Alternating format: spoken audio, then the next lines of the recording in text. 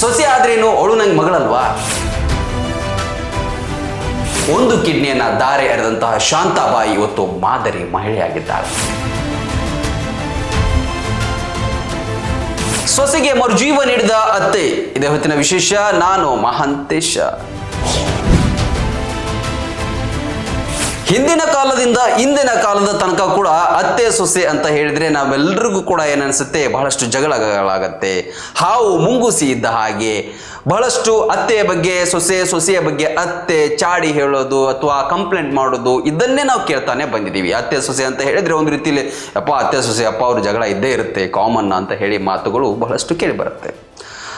ಆದರೆ ಎಷ್ಟೋ ಜನ ಅತ್ತೆಯಂದ್ರು ಕೂಡ ಇದ್ದಾರೆ ತನ್ನ ಸೊಸೆಯನ್ನ ಮಗಳು ರೀತಿಯಲ್ಲಿ ನೋಡಿಕೊಂಡದ್ದು. ಆ ಒಂದು ಉದಾಹರಣೆಯಾಗಿ ಇವತ್ತು ವಿಜಯಪುರ ಜಿಲ್ಲೆಯಲ್ಲಿ ಒಂದು ಘಟನೆ ಈ ಒಂದು ಅತ್ತೆ ಸೊಸೆಯ ಬಾಂಧವ್ಯಕ್ಕೆ ಸಾಕ್ಷಿಯಾಗಿ ನಿಲ್ಲುತ್ತೆ. ಏನು ಅಂತ ಹೇಳಿದ್ರೆ, ಸೊಸೆಗೆ ಇಲ್ಲಿ ಕಿಡ್ನಿ ದಾನ ಮಾಡಿ ಸೊಸೆಗೆ ಮತ್ತೆ ಮರುಜೀವವನ್ನು ಕೊಟ್ಟು ಓರ್ವ ಅತ್ತೆ ಇಲ್ಲಿ ಮಾದರಿ ಮಹಿಳೆಯಾಗಿದ್ದಾಳೆ.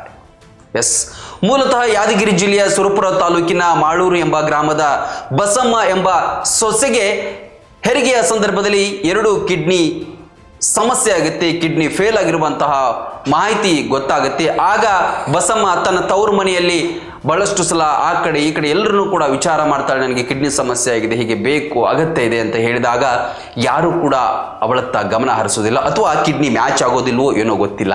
ಆದರೆ ಹಿಂದೆ ಮುಂದೆ ಯೋಚನೆ ಮಾಡಿದಂತಹ ಅವರ ಅತ್ತೆ ಅಂದರೆ ಆಕೆಯ ಗಂಡ ಪ್ರಕಾಶ್ ಅಂತ ಇರ್ತಾರೆ, ಆ ಪ್ರಕಾಶನ ತಾಯಿ ಈಕೆಯ ಅತ್ತೆ ಶಾಂತಾಬಾಯಿ ಮುಂದೆ ಬರ್ತಾರೆ, ನಾನು ಕಿಡ್ನಿಯನ್ನು ಕೊಡ್ತೇನೆ ಅಂತ ಹೇಳಿ. ಹಾಗಾಗಿ ಅವಳಿಗೆ ಒಂದು ಕಿಡ್ನಿಯನ್ನು ದಾರೆ ಎರೆದಂತಹ ಶಾಂತಾಬಾಯಿ ಇವತ್ತು ಮಾದರಿ ಮಹಿಳೆಯಾಗಿದ್ದಾಳೆ. ಇಲ್ಲಿ ಅತ್ತೆ ಸೊಸೆಯ ಬಾಂಧವ್ಯ ತಾಯಿ ಮಗಳ ರೀತಿಯಲ್ಲಿ ಮೂಡಿ ಬಂದಿದೆ. ಇತ್ತ ಶಾಂತಾಬಾಯಿ ಅವ್ರನ್ನ ಕೇಳಿದಾಗ ಅವಳು ಹೇಳ್ತಾಳೆ, ಸೊಸೆ ಆದ್ರೇನು ಅವಳು ನಂಗೆ ಮಗಳಲ್ವಾ, ನನ್ನ ಮಗಳಾಗಿದ್ರೆ ನಾನು ಕೊಡ್ತಾ ಇರಲಿಲ್ವಾ ಅನ್ನುವಂತಹ ಮಾತುಗಳನ್ನು ಅವಳು ಮಾಧ್ಯಮದ ಮುಂದೆ ಆಡಿದ್ದಾರೆ. ಹಾಗಾಗಿ ವಿಜಯಪುರದಲ್ಲಿ ಈ ಒಂದು ಕಿಡ್ನಿಯನ್ನು ನೀಡುವುದರ ಮೂಲಕ ಮಾದರಿ ಅತ್ತೆಯಾಗಿ ಶಾಂತಾಬಾಯಿ ಇವತ್ತು ಸುದ್ದಿಯಾಗಿದ್ದಾಳೆ.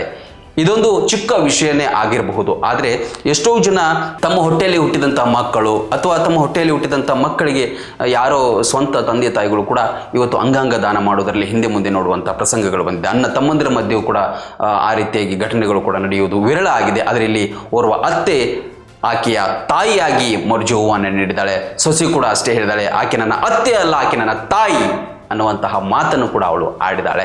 ಈ ಒಂದು ಬಾಂಧವ್ಯದ ಪ್ರೀತಿ ಇವತ್ತು ಬಹಳಷ್ಟು ಸುದ್ದಿ ಆಗ್ತಾ ಇದೆ. ಇದನ್ನು ಒಂದು ತಿಳಿಸುವಂತಹ ಪ್ರಯತ್ನ ನಮ್ಮದಾಗಿತ್ತು. ಲೇಟೆಸ್ಟ್ ಸುದ್ದಿಗಳಿಗಾಗಿ ನೋಡ್ತಾ ಇರಿ ರನ್ ಟಿವಿ, ಇದು ಸಾಮಾಜಿಕ ಚಿಲುಮೆ.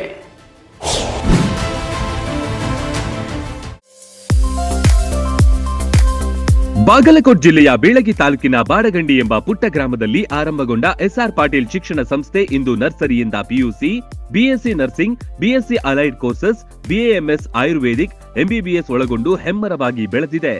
ಪಿಯುಸಿ ವಿಜ್ಞಾನ ವಿಭಾಗದಲ್ಲಿ ಸತತ 2 ಬಾರಿ ಜಿಲ್ಲೆಗೆ ಹಾಗೂ 4 ಬಾರಿ ತಾಲೂಕಿಗೆ ಪ್ರಥಮ ತಂದುಕೊಟ್ಟ ಹಿರಿಮೆ. NEET, JEE, KCET, banking, CA foundation ಕೋರ್ಸ್ಗಳಿಗೆ ವಿಶೇಷ ತರಬೇತಿ ಒಂದೇ ಸೂರಿನಡಿ ಲಭ್ಯ. ಉತ್ತಮ ಹಾಸ್ಟೆಲ್, ಗುಣಮಟ್ಟದ ಊಟ ಉಪಹಾರ, ಮಕ್ಕಳ ಸರ್ವತೋಮುಖ ಅಭಿವೃದ್ಧಿಗಾಗಿ swimming pool, indoor outdoor stadium, gym, music class, ಚಿತ್ರಕಲಾ ತರಬೇತಿ ಸೇರಿದಂತೆ ಅನೇಕ ಸೌಲಭ್ಯಗಳಿವೆ. ನುರಿತ ಬೋಧಕರು, ಲ್ಯಾಬೊರೇಟರಿ, ಶಾಲಾ ವಾಹನ, ಸುರಕ್ಷತಾ ದೃಷ್ಟಿಯಿಂದ ಸೆಕ್ಯೂರಿಟಿ, ಸಿಸಿಟಿವಿ ಅಳವಡಿಸಲಾಗಿದೆ. ಹಚ್ಚ ಹಸಿರಿನಿಂದ ಕಂಗೊಳಿಸುವ ಕ್ಯಾಂಪಸ್ ವಿದ್ಯಾರ್ಥಿಗಳ ಮನಸ್ಸಿಗೆ ಮುದ ನೀಡುತ್ತೆ. ಅತ್ಯುತ್ತಮ ಶಿಕ್ಷಣಕ್ಕಾಗಿ ಇಂದೇ ಸಂಪರ್ಕಿಸಿ ಬಾಪೂಜೆ ವಿದ್ಯಾಸಂಸ್ಥೆ.